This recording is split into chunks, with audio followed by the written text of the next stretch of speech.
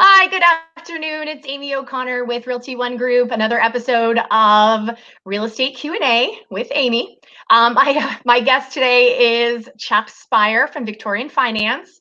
Chuck is the first mortgage lender, broker that I ever worked with. We used to work at the same company, so I've known Chuck since the beginning of my real estate career. And I've always liked and trusted Chuck and his advice, so I brought him on today to discuss some of my favorite loan options, or I should say one of mine, which is the bridge loan. I like it because we have been in nonstop competing bidding wars for the past few years. And when you have a seller that has to sell in order to buy a home, it really makes it difficult. Nobody wants to even look at that kind of offer if you have somebody that's clean, that doesn't have anything to sell. It's just a straightforward offer. So the bridge loan opens that up. And so Chuck, can you explain to people what exactly the bridge loan is and how it works and why I love it so much? Sure. Well, you love it so much because you have the opportunity to make a non-contingent offer, which gives you a greater chance of your offer being accepted by the seller. Absolutely. And that's what we're here to do, get you a house.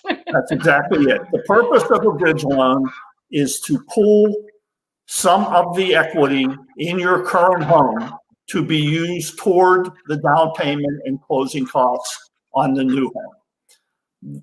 It will depend on a couple of factors, primarily what your credit scores are, but typically the amount that you can get is 85% of the appraised value of your current home. And an appraisal will be done on your home. Right. Less whatever you owe on it. So, right. And let's say, for example, that your current home is worth $200,000. 85% of that is $170,000. Right. So if your current mortgage balances, and you might have a second mortgage, if the mortgage balances are $175,000, you are not a candidate for a bridge loan. If your current your current mortgage balance is $150,000, you can take 170 minus the 150, and you'll have $20,000 to use toward the new purchase. If you owe $100,000, you would have 170 minus 100, so you would have $70,000 to use toward the new purchase. There are other bridge loans. There aren't a lot of companies or banks that offer bridge loans. There is one out there that's pretty common. They will only allow you to go to 70% of the appraised value. So obviously you can get significantly less money for that. Right. Which kind of rules a lot of people out because 70% is right. It's not nearly 85 or even sometimes higher. I think you quoted somebody 90 once, but that was because they had a good amount.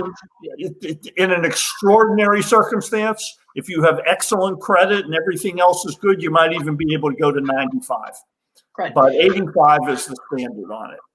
And so you can't list somebody's house, correct, until the appraisal's gone through and that side of the bridge loan, right? Am I correct on that? That you can't actually list a house until you've gone through all of that? Well, there are a couple of different bridge loans that we offer. One of them, that is the case. Your home cannot be listed until the new mortgage closes. Okay. But there's another bridge loan that is available that you can have your home listed. To determine whether you're a candidate for a bridge loan, there are three things to consider. Okay. One is risk. The risk is your home isn't going to sell quickly. Right. And you're going to have two mortgage payments to make. The primary misconception of a bridge loan is that it eliminates your current mortgage payment. It does not eliminate it. Right. So if you do a bridge loan, you have the mortgage that you have been paying. You're going to have the mortgage on the house that you're purchasing, and you're going to have the bridge loan to pay. Right. So if you're concerned that your house isn't going to sell or sell quickly, you may not be a candidate. Right. The second issue on a bridge loan as to whether you're eligible or candidate for it is you have to qualify with all of those debts plus the other debts that you have, car loans, student loans, credit cards, and so forth. So you have to have sufficient income to allow you to qualify for everything. The third issue is what I started with, is you have to have sufficient equity to do it. Again, let's say the house is worth $200,000 and you owe 190. You can't get $10,000. You wouldn't be able to get anything in that circumstance. The thing that discourages most people is the risk. Right. A lot of people are concerned, what if my house doesn't sell right away? What am I going to do? But in the market that we've had, typically if you price your home well, if you will let Aimee make the determination as to what the house should be listed for, yes, you'll be able to sell it pretty quickly. And what you do on a bridge loan is when your current home closes, that bridge loan gets paid off, and then you have an additional 15% that you didn't take, and you can use that for other purposes. You can replenish your savings, or you can do the cousin to a bridge loan, which Aimee has also been involved with on a couple of occasions, which is called a recast. Yes. Now, I have sent clients to you to discuss the recast, but we've never done one together. So go over how that all works. Okay, actually, I think we did do one last summer. The way a recast works is if you have enough money to make a small down payment on the new home. Again, let's just keep using the same numbers. And let's say the house that you're buying is $300,000. You're selling a $200,000 home and you want to buy a $300,000 home. One of the additional issues with a bridge loan is it's another loan. You have to be approved for it. You have to have an appraisal done on it. Maybe you think your home is worth $200,000, but the appraisal comes in at $160,000. Obviously, that's going to reduce the amount of equity that you have. But let's say, for example, that you have $25,000 in savings available, or your family, your siblings or your parents would be able to give you a gift of $20,000 or $25,000. If you wanted to buy that $300,000 house, a 5% down payment on the $300,000 would be $15,000, and then you'll have some closing costs. So let's say you would need $25,000, $28,000. Okay. So you take the loan with 5% down on the new house, no bridge loan. You're just going to buy the new house. You qualify with both payments, with both the current payment and the new mortgage. But then when you sell your house, you're going to have some equity, and you would like to reduce the payment on your new house. Maybe even get to the point that you can eliminate mortgage insurance that you would need because you made a small down payment. Now that you have that money available to you, you might be able to get to 20% down, which allows you to get rid of the mortgage insurance. The product that we offer, which again, not everybody offers, Victorian does, is called a recast. And if you do a recast, you take the money from the sale of your current home.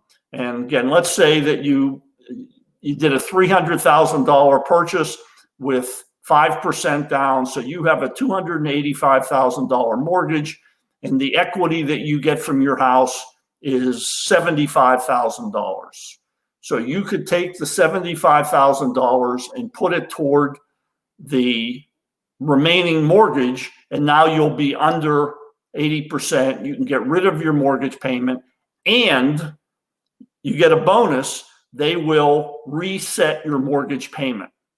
Now, you can always make a prepayment on your mortgage. There's never a limitation on making a prepayment on a mortgage. Right. But in most cases, if you started with a mortgage of 285, your principal and interest payment is going to be based on the 285. If you do a recast and you take it down to 240, you're going to get a new payment based on the 240. Which is, yeah, obviously much less a month. Now, if you're doing a recast versus a refinance, you're going to have to pay all kinds of closing costs again. Right. Correct? Is that the difference then? That's a major difference. Yes, you could always do a refinance, but number one, you don't know what the interest rates are going to be. So, excuse me, right now, interest rates are extraordinarily low, but when your house sells, maybe interest rates are higher and you don't want to do a refinance. Right. You're going to pay typically $3,000 to $4,000 in closing costs on a refinance. On a recast, you'll probably pay somewhere between $150 and $300 one-time fee to do that. So yeah, it's now if interest rates happen to be lower when the time comes, you don't have to do the recast. You have the option of doing the recast, but it's not obligatory. You can say, yeah, you know what, I'll spend the $3,000 and do a refinance. You can always do that also. The issues are you either on the recast, you can't make a payment greater than 20% of the original principal balance. So using my example of $285,000 mortgage, you couldn't make a recast of more than $57,000. Excuse me. So you could take $50,000 and put it toward the new mortgage. That would take you under the point that you could get rid of your mortgage insurance. Okay. One thing to keep in mind is that you have to request that the mortgage insurance be removed at that point. But as long as you're current on your mortgage, you'll be approved for it, but it doesn't come off automatically. Okay, good. That's definitely a good point, because just anybody in general, if they do a 10% down conventional, they need to know that once you hit 20%, you do need to call your bank and let them know that you have equity. So my next question, so you're going to have to pay with the bridge loan, you pay all three of these mortgages at one time. Is there any leeway? Like, do you get any kind of, 3 months, 6 months, or does it all kick in as soon as you close? Well, you're going to continue to make your current mortgage payment. So that comes every first of the month. The bridge loan is going to start payments immediately. The break that you get is, let's say you close on the new house in June. Your first mortgage payment isn't going to be due until August 1st. Right. So if your house is on the market, maybe it's even sold, it just isn't going to close before your June 15th closing. You don't have to worry about having two mortgage payments to make because you're not going to start the new mortgage until August. Right. And that is after the 15th of the month. Like if it was June 13th, you'll get that payment in July. No, if you close any day in June, your first payment is going to be due on August 1st. You always skip the first of the month that you come to. So if you close July 1st, your first mortgage payment is due September 1st. If you close July 30th, your first mortgage payment is still due September 1st. Okay. Excuse me. Okay, so you're going to get that leeway, but is there any kind of like interest only option or? On what? On the bridge loan. The bridge loan is interest only. Okay. See, I feel like we've had these conversations. This is a good refresher. I haven't worked in 2 months. Which just, again, and the interest rate is based, excuse me, based on the prime rate, which right now is 3.25%, plus an add-on based on the amount that you're taking based on your credit score primarily and based on the loan to value. So if you take 85%, you don't have to take 85. You might have enough equity that you only need to take 60. The interest rate on the bridge loan will be a little bit lower. It's not the question that I get asked all the time is the interest on the bridge loan the same as it is on the new mortgage? And the answer is no. They're based on two totally different market conditions. But the bridge loan, the interest rate doesn't matter very much because it's a short-term loan. You're not expecting to have a bridge loan for a year. You're expecting to have a bridge loan in place for a month or 2 months, so that if it turns out that the interest rate, I just did one this week for somebody, his interest rate is going to be 4.25%. Right. His mortgage on the new house is going to be 3%. Oh. Yeah, big difference. But again, short term. But it's only for a month, so, and it's interest only. So the difference, maybe it's $100 or $150. In the scheme of things, if you're buying a $300,000 house, it allows you to win the competition for that house. That $150 or $300 isn't going to make a significant difference to you. Now, my question, I was going to say, I think a positive for me as a realtor, because I love to crunch numbers and sit and figure out what your home is actually worth. For me, it's a positive on the bridge loan because you already have an appraisal. So, if I'm going to list the house, I can say, hey, we were spot on with these numbers and this is where it appraised. You don't want to go too much higher than what that appraised, because the appraisals can change, with the offer and with the bank. Every appraisal is based on. Right. It gives you guidance. The appraisal done for a bridge loan is not the same as the bank is going to do for the buyer of the home being sold. Right. Again, it gives you a ballpark. But I like that because, I like to go in and tell people, this is where I think your home is priced. And I'm pretty good. I mean, I'm really pretty accurate on where I price things, but it's when you get somebody who just disagrees and thinks it's worth so much more. I like that option because then they know, this is actually where I'm at. And this is right. Yeah. Appraisals are an issue. Almost everybody thinks their house is worth more than it is. My house is a lot nicer than the one across the street. Oh, absolutely. So I ought to be able to get more. But the appraiser isn't really putting much stock into the fact that you have granite countertops. He's more looking at the number of rooms that you have and the general construction and the location and so forth. Right. And so that is definitely a big thing.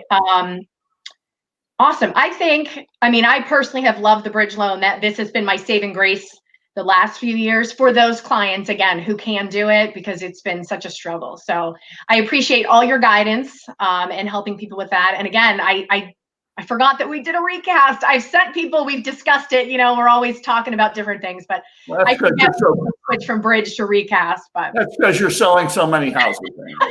Right. I got busy. What can I say? So it's good to forget. You're right. It's, when you've got too much on your plate. So and that's what I'm there for. If you think that you might have something in the back of your mind, did we do this for Mr. Jones? Right. We can always look it up and tell you for sure. And if it's not, we'll find another way to make it work. Right. But I appreciate all the options. I was happy when you guys came out with the recast, because it was just, just an extra option. And I love to give people options on what they could do. And obviously you still do FHA and conventional and VA and all of those too. And there's options, there's options for different people under different circumstances. Another thing that we do quite often is a conventional loan with less than 20% down, where you do not have to pay monthly mortgage insurance. Okay. It's not same thing. It's not for everybody, but it works for some people and it can save you some money. And if you have somebody who says to you, you know what, I just hate that private mortgage insurance and I'll do anything to avoid it, they may be able to do that. Good. And there are people that are so against PMI because for some reason they feel like it is such a dig on their integrity or something, I don't want to pay it either, but there are some people look at it as a punishment. Yeah. When what it is it gives you an opportunity to buy a house. The bank wants you to have 20% down. If you don't have 20% down or don't want to use your savings to get the 20% down, you may still be able to avoid mortgage insurance. All you have to do is ask. And I get asked this a lot too. Why would you do conventional if you got the PMI versus FHA with needing less down? But one of the big differences for me is FHA you don't get rid of the PMI. That's correct. Conventional, you do after 20%, you can call and get rid of it. And it depends on the circumstances. It depends on credit scores and whether you're a first-time buyer and what your income is. Excuse me. But you may be able to do a 3% down conventional loan. FHA is 3.5% down, so you'll save money there. And what you just said is exactly right. On an FHA loan, if you start with mortgage insurance, you're going to have mortgage insurance as long as you have that mortgage. The only way to get rid of it is to refinance your mortgage, and then you incur some closing costs. If you do a conventional, in most cases, the cost of the mortgage insurance will be less and it will come off at some point. That point may be pretty far down the road. It might be 7, 8, 9 years down the road, but it will come off. On an FHA, it'll never come off. Right. Well, anything else you want to discuss? I'm out of questions. I love both of those options. I'm so happy they're available. It helps me. I'll just throw in one thing. I sent an email out to people this morning. Interest rates over the last 3 weeks have gotten extraordinarily low. Yes. When the COVID issue started, nobody quite knew what was going to go on. Interest rates had gone up a little bit and were extremely unstable. They would go sharply high one day and down the next day. They have stabilized at a very low level. I just did a 15-year mortgage for somebody at 2.5%. You can get, if you have good credit, you can get a 30-year loan at 3%, so that if you have people who are thinking about buying, it would be a great time to begin the pre-approval process so that when the market opens, I know that Governor Wolf just made an announcement. I don't know if the real estate market is opening today or not. But whenever it does, the listings will start to come on and your buyers will be ready to go and can take advantage of the extraordinarily low interest rates. Yeah, I don't want to brag or anything, but I have a listing in Lawrence County and they're yellow today, and we had an appointment starting at 8. So I already have an offer coming. I'm like, sweet Jesus, I'm back. There you go. There you go. I love it. I'm back to work. So it's all good. I'm happy. Creative agents are selling houses without even going inside of them. So anyways, Chuck, thank you so much for your time. You're welcome, Aimee. Thanks for the opportunity, and stay safe and well. Well, if somebody wants to reach you, how they get a hold of you? Chuck at victorianfinance.com or 412-951-0189. Perfect. And as always, Aimee O'Connor, Realty One Group. My phone number is 412-559-8833. And my email is aimee@goldstandardpittsburgh.com. Thanks again, Chuck. I appreciate it. Thank you, Aimee. Bye-bye. Bye.